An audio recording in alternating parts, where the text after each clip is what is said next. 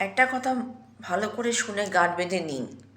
মানুষের সাথে কন্ট্যাক্ট রাখতে চান, মানুষের সাথে বন্ধুত্ব, ইন্টিমেসি সম্পর্ক করতে চান, তাহলে নিশ্চিত আপনার তো ক্ষয়ক্ষতি তো আছেই, আপনার তো সর্বনাশের মূল্য চোকাতে হবে।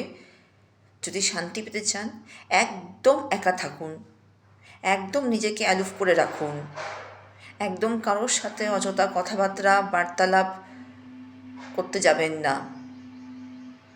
সেখান থেকেই কিন্তু অশান্তি শুরু। হ্যাঁ বন্ধু, আমি ঠিক কথাই বলছি।